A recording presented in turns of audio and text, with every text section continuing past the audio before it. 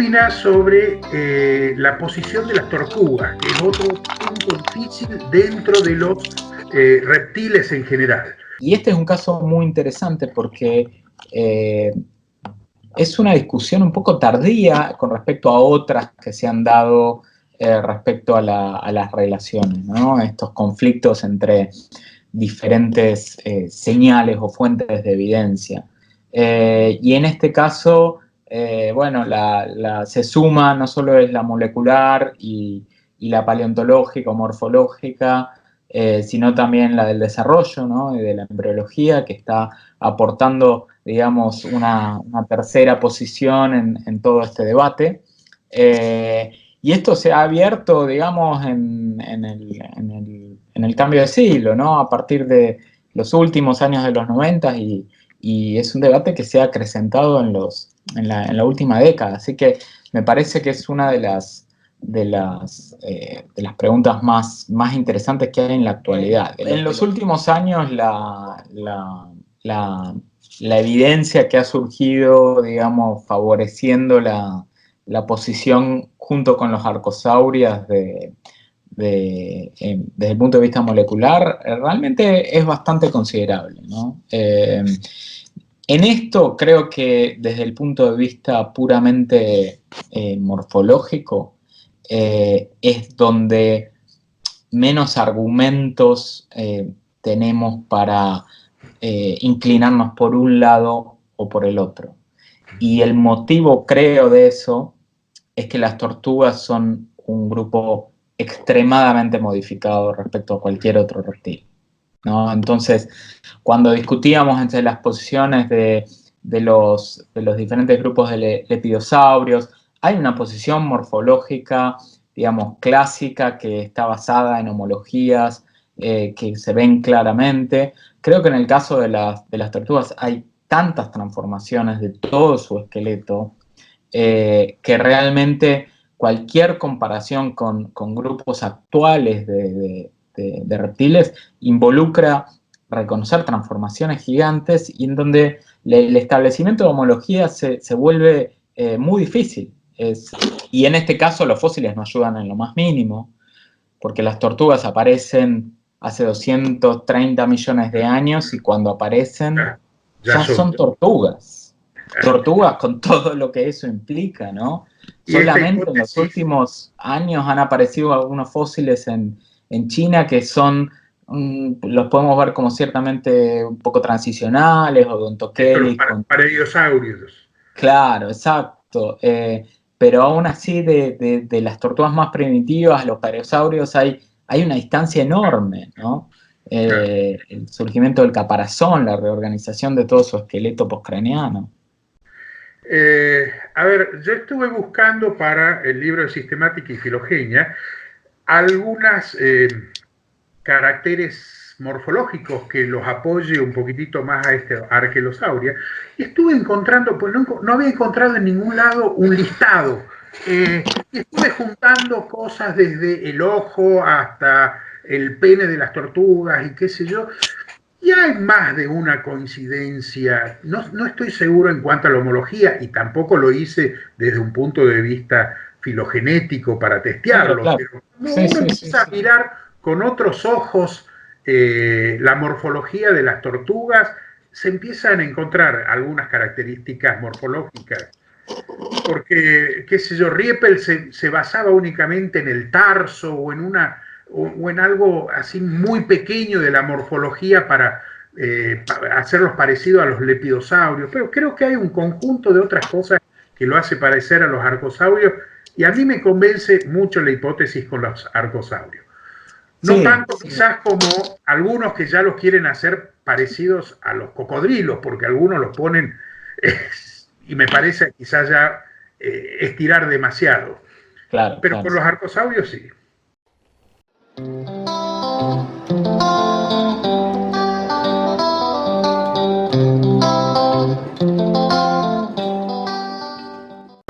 Vos has trabajado mucho en arcosauria, ¿no es cierto? Sí. Y en distintos grupos de arcosauria. Es quizás tu especialidad, pero has trabajado tanto por el lado de los cocodrilos como por el lado de los dinosaurios, en muchos grupos distintos. Los arcosauria en sí, ¿en qué momento geológico aparecen? ¿Cuáles son los registros más antiguos? Bueno, el momento de origen, de origen y radiación de los arcosauria es netamente el Triásico, ¿no? El Triásico, el inicio de la era Mesozoica, es donde los arcosaurios empiezan a diversificarse de una manera realmente excepcional.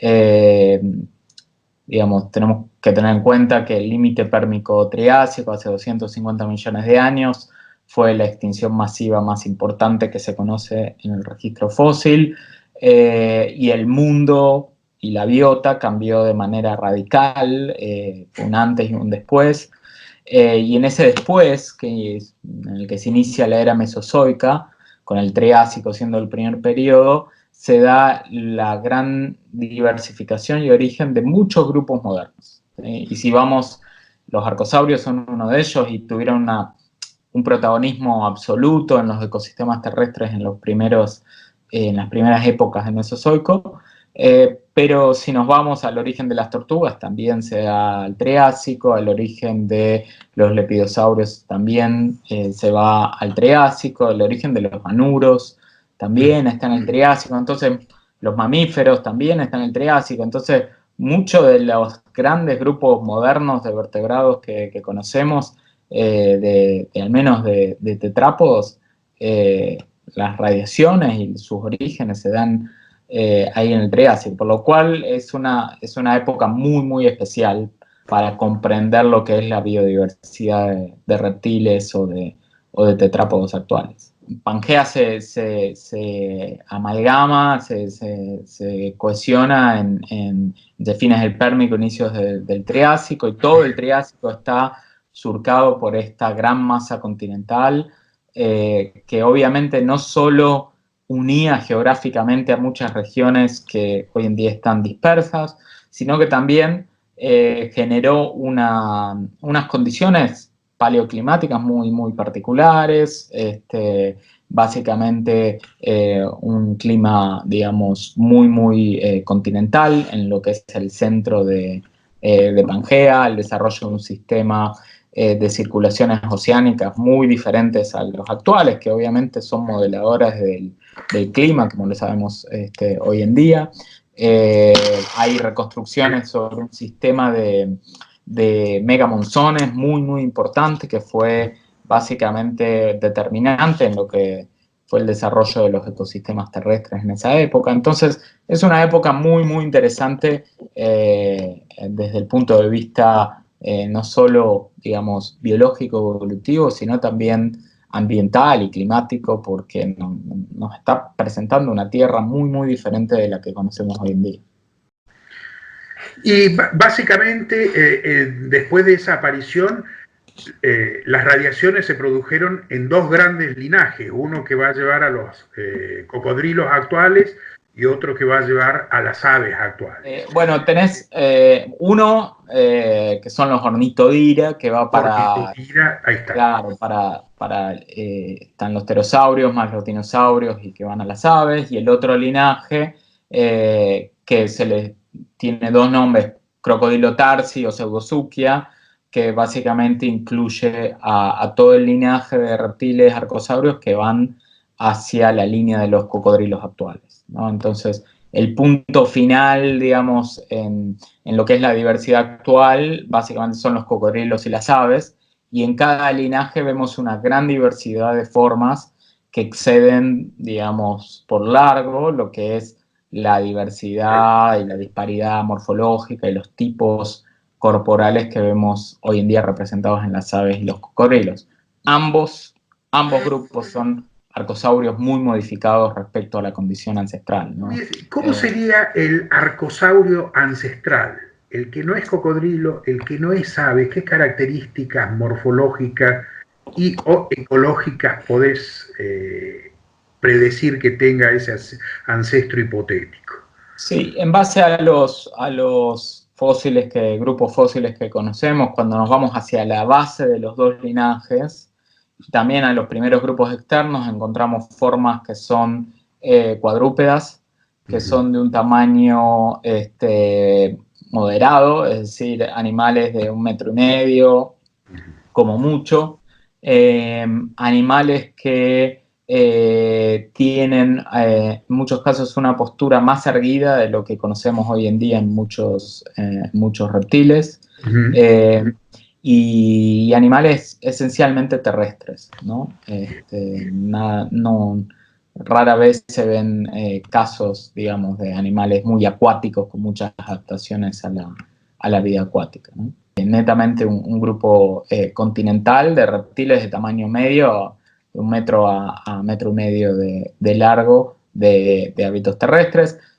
La mayoría de los grupos basales, digamos, tienen dentición que nos lleva a pensar una dieta carnívora o animalívora en cierto modo. Bien. Y ahora vayámonos un poco hacia el STEM Group de los cocodrilos. Realmente con 24 o 28 especies, no recuerdo bien, de cocodrilos actuales, no tiene nada que ver con la diversidad que hubo en este STEM Group de cocodrilos. Realmente hay muchos grupos y una sucesión de grupos muy particulares. ¿Cuáles son los principales hitos en ese linaje? Yo creo que hay dos hitos principales, tres hitos principales. Uno es el inicio de este linaje, la gran diversificación que tuvo en el Triásico Medio hace unos 230 millones de años, 235 millones de años, en donde vemos la rápida aparición y la rápida evolución de diversos linajes, 4 o 5 linajes que aparecen más o menos al mismo tiempo, entre los cuales aparecen los aetosaurios, estos reptiles acorazados, con dentición que sugiere una dieta omnívora.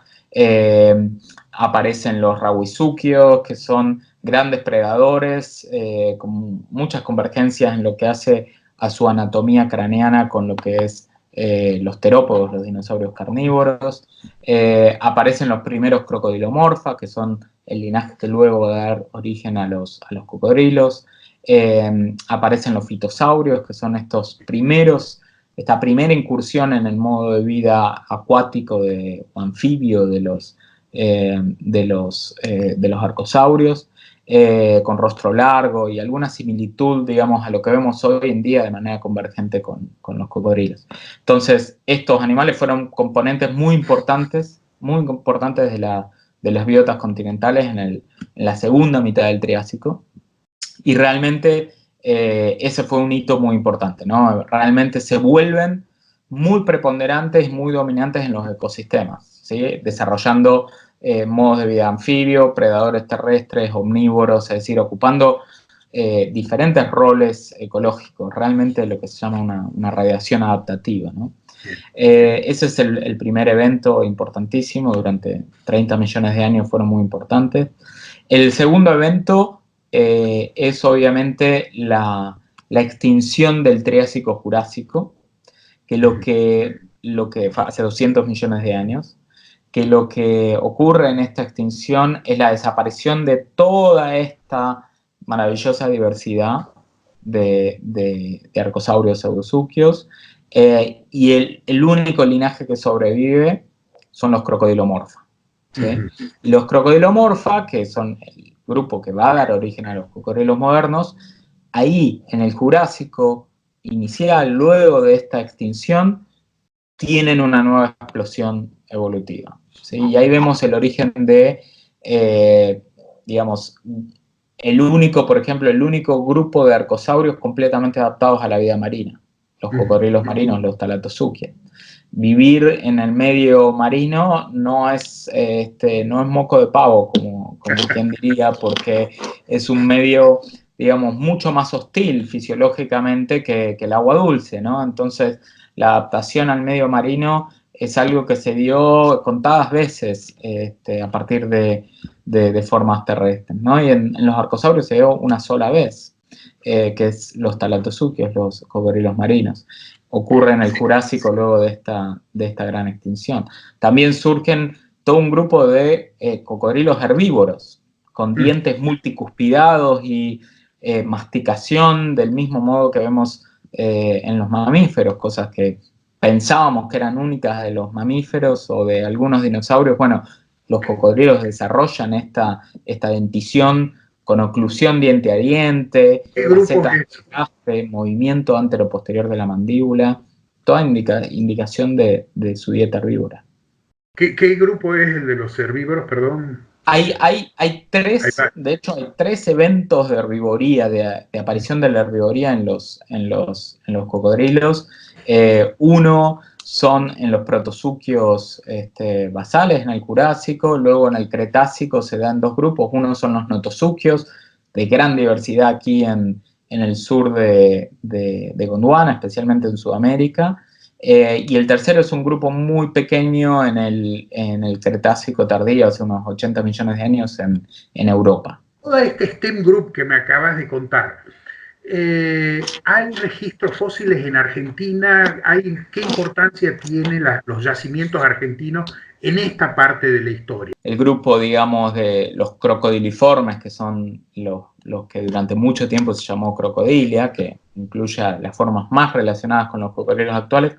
El registro más antiguo proviene de la provincia de La Rioja, de la formación Los Colorados. Hemiprotosuchus, el holotipo está en el Lillo, encontrado por Bonaparte en la década del 70.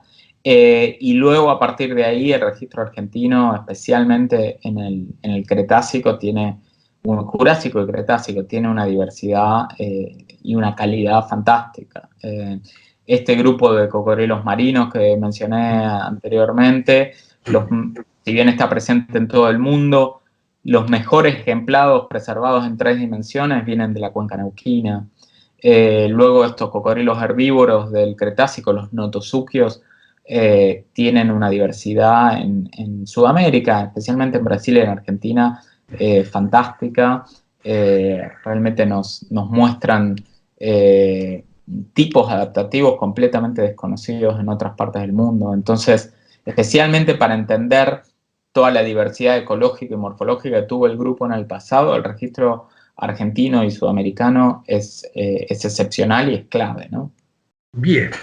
Y vos has estudiado varias partes, ¿no es cierto?, de ese registro, varios grupos.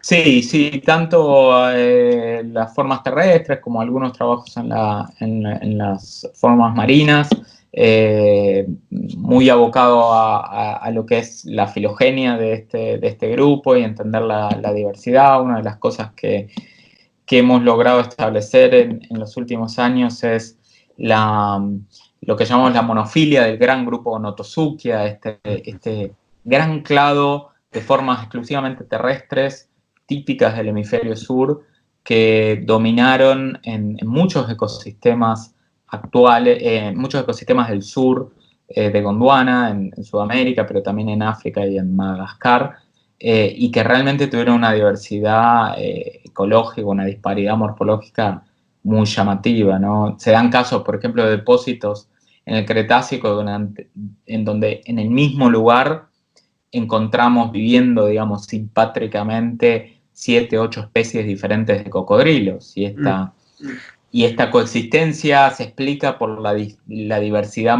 ecológica, de tipos ecológicos que muestran, con formas herbívoras, carnívoras, omnívoras, realmente ocupando roles que hoy en día no los ocupan ni de cerca, ¿no? Hoy en día son ocupados por mamíferos o incluso en otras áreas geográficas en esa época eran ocupados por diferentes grupos de dinosaurios. Bien, un poco para llevarte a lo de Ripley, ¿cuáles son los más raros, los más grandes, los más chicos, en toda esta historia evolutiva de los cocodrilos? ¿Qué ejemplos extremos podrías mencionar como para, al estilo Ripley? No estoy hablando de importancia biológica.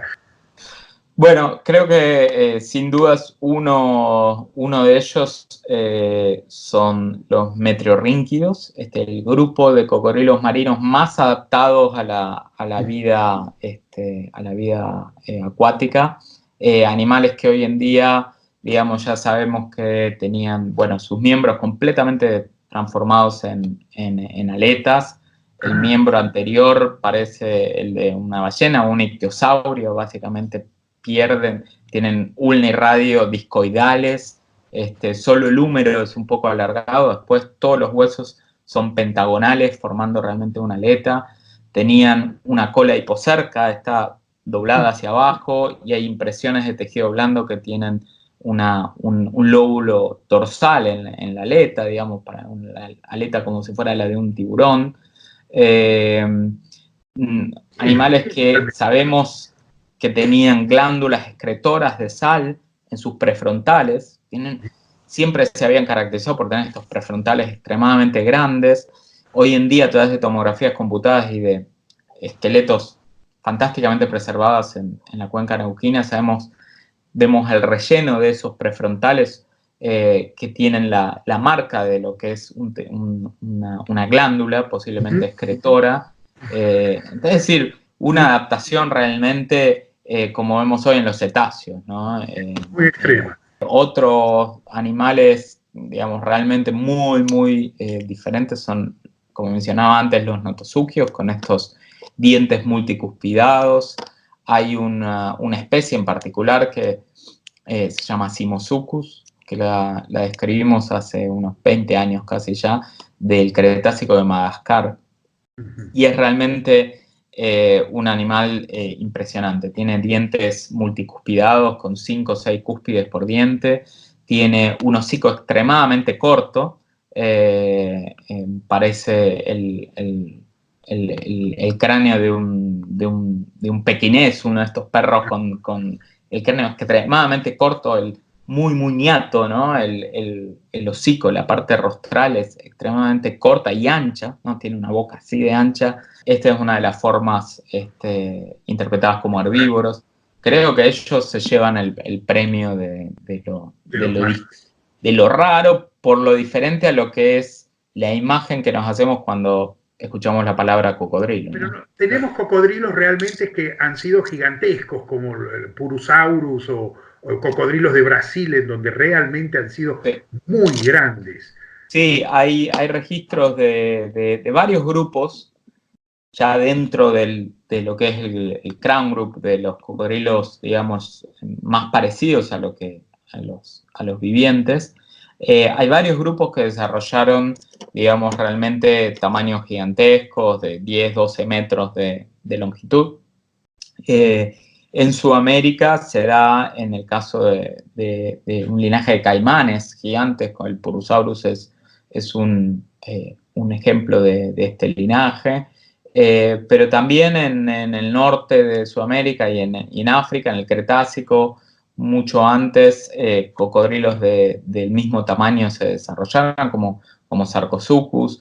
En Norteamérica, Deinosuchus, también llegando a tamaños muy similares, lo cual nos muestra que en estos ambientes de agua dulce, pantanos, ríos, lagunas, diferentes grupos tuvieron la posibilidad de desarrollar tamaños corporales mucho más grandes a los que vemos hoy en día, ¿no? De toda esta diversidad que mencionamos es que se encuentra mayormente en el Mesozoico, ¿no? En la era de los dinosaurios, que no solo fue de los dinosaurios, sino, como vemos, de muchos otros grupos que tuvieron una diversidad, tanto desde el punto de vista taxonómico como ecológico, muy grande. Y luego, hacia fines del Cretácico, toda esta diversidad fantástica desaparece. Con la extinción masiva de fin del Cretácico, no solo se extinguieron los dinosaurios, sino también muchos otros grupos que realmente dejaron una diversidad de crocodiliformes muy reducida. Y es por eso que los cocodrilos que vemos hoy en día, que llegaron a la actualidad, son una muestra muy limitada de lo que fueron en el pasado, ¿no? En estos ambientes de agua dulce sobrevivieron 2 o 3 linajes de cocodrilos que son los que sobreviven hasta la actualidad, los aligatoroideos, digamos, los crocodílidos y los gaviálidos, ¿no? ¿Y Y por qué esta crees especie... que en este caso no ocurrió porque, qué sé yo, se extinguieron los dinosaurios pero florecieron las aves?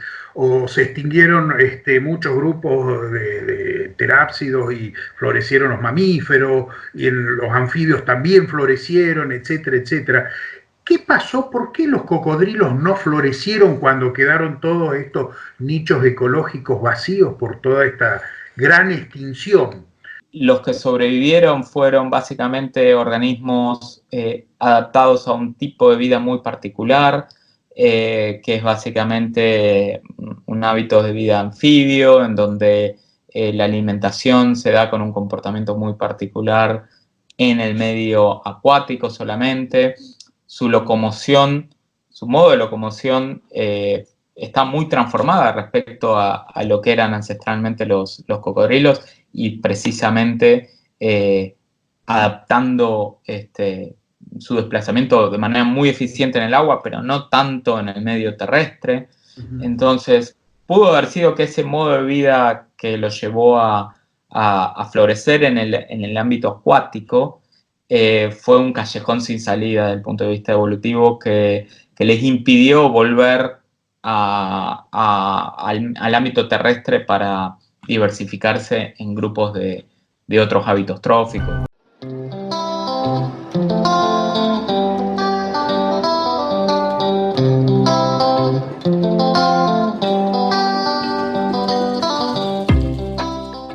No puedo dejar de preguntarte, porque vos has estado muy implicado en toda esta cuestión de la filogenia de los dinosaurios. Hace poco salió un trabajo en donde revolucionó la sistemática de los dinosaurios. Sí. Y vos y tu grupo y un grupo muy grande de personas lo rebatieron. ¿Podés contarnos un poco esa historia? Porque es muy reciente, fue muy mediática y está en un estado de movimiento en este momento, ¿no es cierto?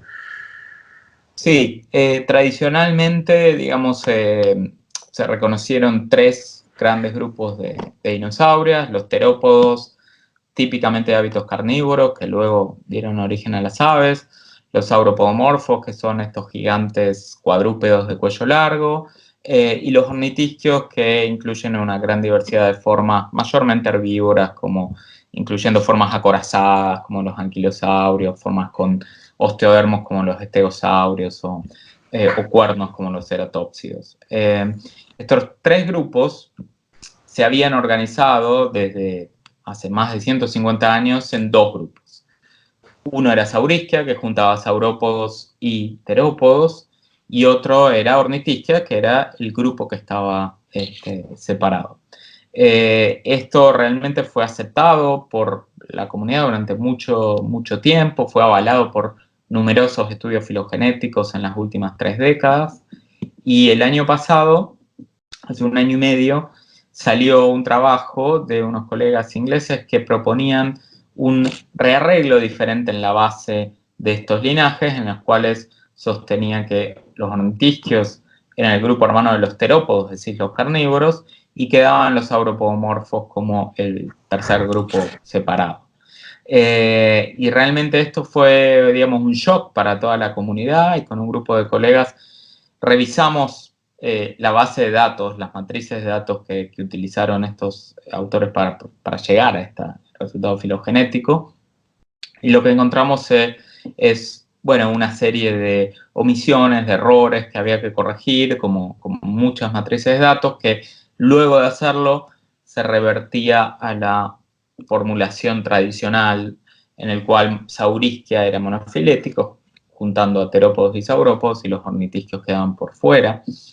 Sin embargo, algo que surge interesante es que la hipótesis alternativa, la hipótesis que ellos proponen, de terópodos más ornitisquios que iban juntos, realmente es marginalmente subóptima. Es decir, no hacen falta demasiados cambios en la matriz para volver a obtener esta digamos, No es imposible. hipótesis revolucionaria o nueva de las relaciones, lo cual nos abrió los ojos a una posibilidad que, si bien hoy no es la óptima, es una posibilidad muy cierta de que las relaciones entre la base de estos tres grupos sean diferentes a como las veníamos postulando durante tantos años. O sea, movieron el avispero. Totalmente, totalmente. Bueno, y eso es lo que hace interesante la ciencia, ¿no es cierto? Poder ver nuevas opciones. Totalmente. Yo sin dudas digo que revitalizaron un campo de investigación que se encontraba, digamos, bastante tranquilo, con un status quo, digamos, un poco infundado. Bueno, estamos llegando casi a las aves y considerando únicamente los grupos actuales, esta sería una rama larga, una rama muy larga, ¿no es cierto? En donde hay una anagénesis completamente, las aves son muy distintas al resto de los reptiles. ¿Vos crees que las aves deberían estudiarse junto con los reptiles o la ornitología realmente es un campo que ha ganado independientemente de la filogenia, tiene métodos y preguntas distintas a la de la herpetología o la reptiliología? Creo que la distancia morfológica que hay con el resto de los grupos vivientes, cocodrilos, lagartos, realmente es impresionante, ¿no? Pero sin dudas, digamos que su origen se remonta a los dinosaurios y si bien durante muchos años se ha discutido la posición de las aves, en los últimos 20 años ha surgido una cantidad de evidencia abrumadora que realmente muestra claramente la transición entre lo que fueron los pequeños dinosaurios carnívoros que llamamos celurosaurios a las aves primitivas, ¿sí?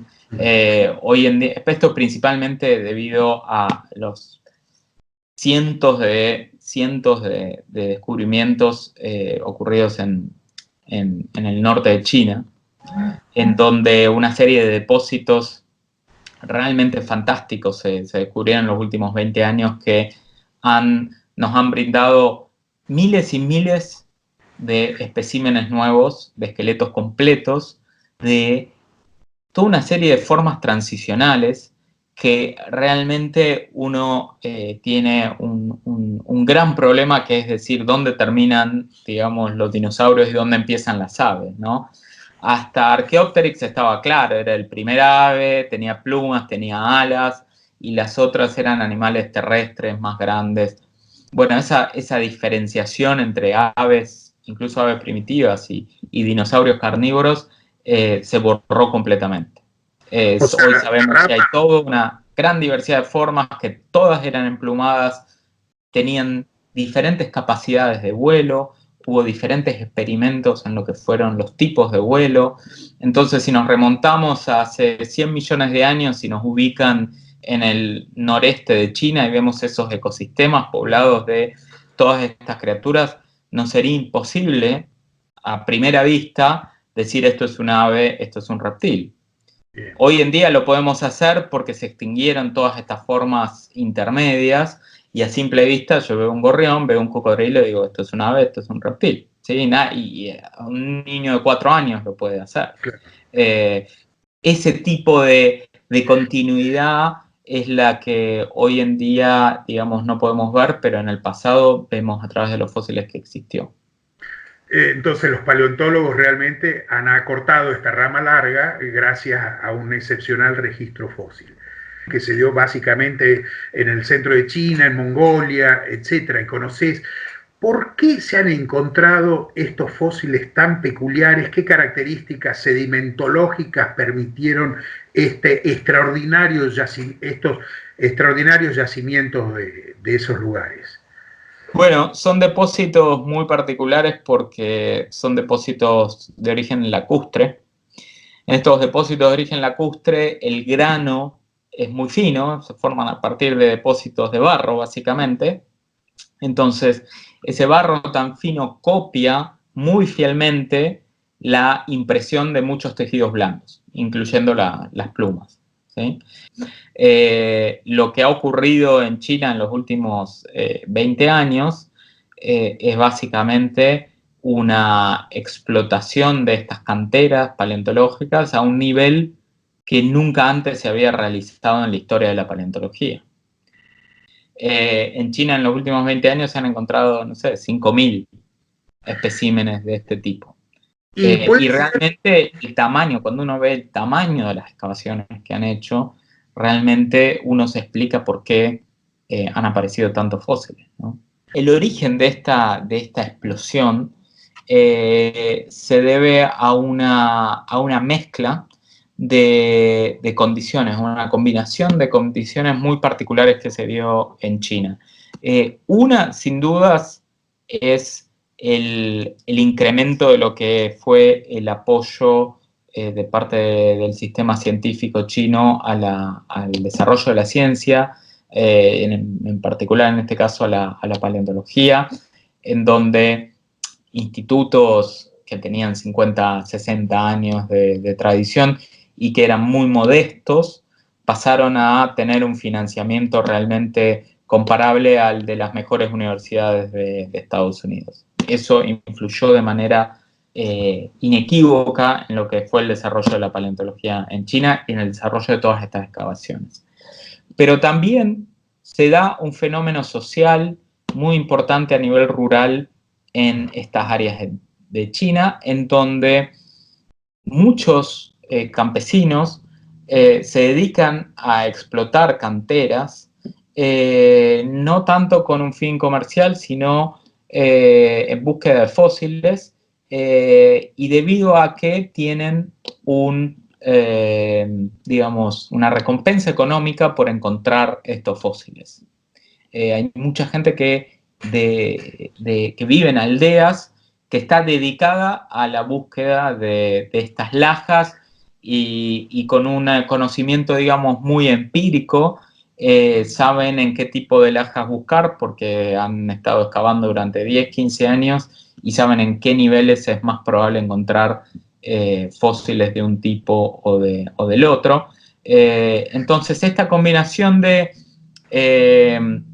involucramiento de las poblaciones rurales en lo que es la prospección paleontológica como un modo de vida, ¿no? Como un medio de vida, porque realmente a esta gente cuando encuentra un fósil, digamos, muy importante, obtienen un rédito económico importante, y también tiene un lado de comercio ilegal en donde vemos fósiles de los mismos lugares que terminan en una colección privada en Alemania o en Europa o en Estados Unidos. Es un fenómeno, digamos, muy interesante que creo que todavía es una historia que no está del todo escrita y que realmente podemos aprender mucho de lo que es el futuro del descubrimiento de fósiles, porque es un modelo completamente diferente al que se vino desarrollando en la comunidad paleontológica en el resto del mundo durante los últimos 300 años, ¿no?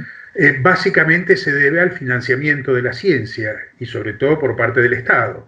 O sea, cuando el Estado apoya financieramente, ya sea a los científicos o a las mismas comunidades, etcétera, la ciencia explota. Y esa explosión, de una manera o de otra, ha hecho que la China sea el gigante actual, el gigante científico que está compitiendo en ciencia, no solo en paleontología, sino en toda ciencia, con Estados Unidos y Europa, como creo que ahora es uno de los mayores, salió en las últimas Nature, de que la Academia la Academia China es el mayor publicista en las revistas más importantes.